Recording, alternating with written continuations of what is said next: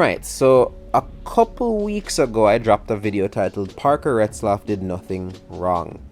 And that video was in response to the criticism that the young driver received after the end of the Cup race at Daytona that saw him pushing Harrison Burton to the victory. That was at the expense of Kyle Busch, who was on the inside lane. So, to summarize everything, after Retzlaff did that, there was a lot of reports that he was facing pushback from Chevrolet for pushing a Ford to the win at the expense of a Chevy. And I had made the video because I thought that the argument was a bit tribalistic in nature, though I could see Chevrolet's, point in the matter. I still felt like, given the fact that Retzlaff is a young driver trying to make a name for himself, surely he cannot be criticized for pushing another driver into the lead. Surely he's doing it in an attempt to put himself in the best position to potentially take victory. That's how I saw it. Anyways, we fast forward to this past weekend at Talladega, and it seems as though this is seemingly still an issue. This time around, we are coming to the checkered flag at Talladega, and we have Kyle Larson, who is behind Brad Keselowski, who is driving a Ford. In the other line, we have William Byron pushing Ricky Stenhouse. Those two are Chevrolets.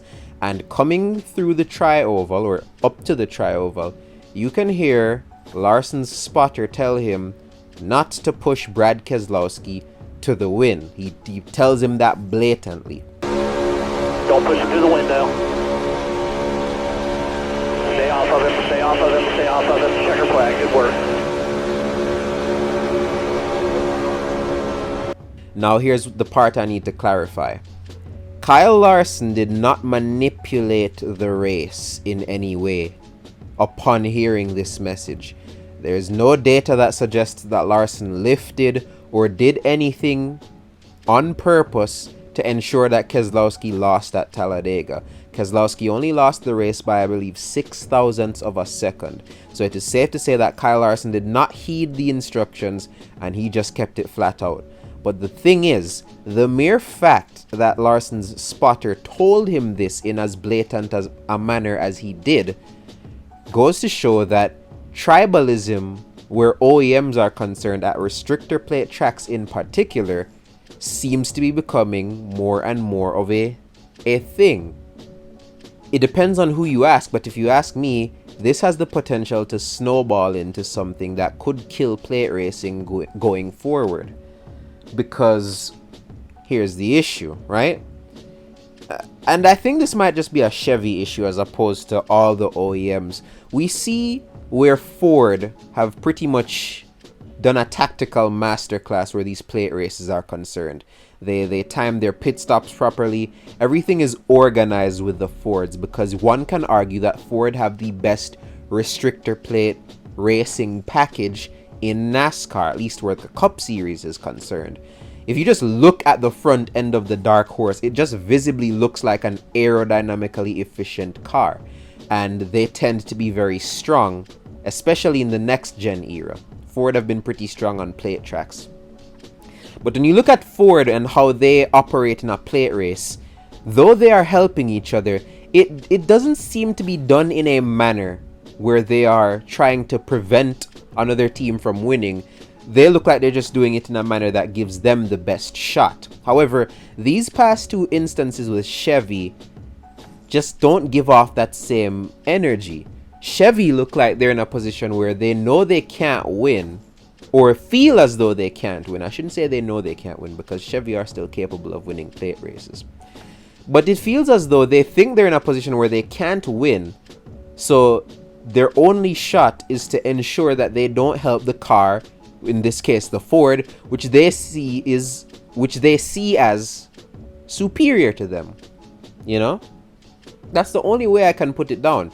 And I was going through Reddit because Brad Keselowski, he quote tweeted the video and audio of Larson being told not to push him, and he said the OEM battle on plate tracks has become next level. Right? So That's probably the first driver I've seen voice their opinion on this since Daytona, because this is the first instance of it happening since Daytona. It didn't really happen at Atlanta, but Daytona and Talladega seem to be where this occurs the most.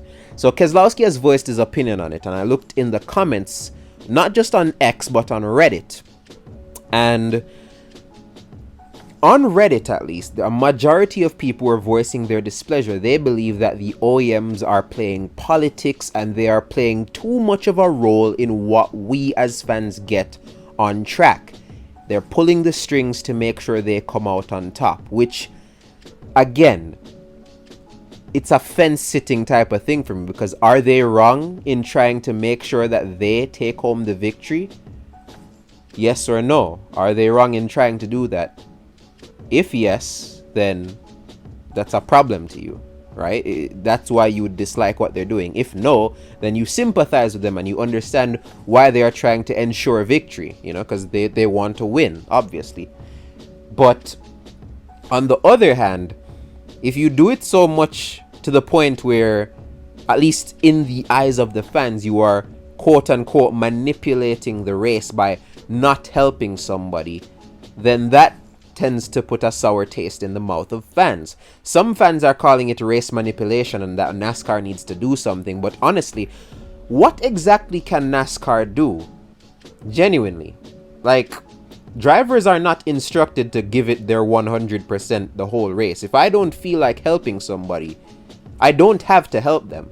You're gonna penalize me for that? How?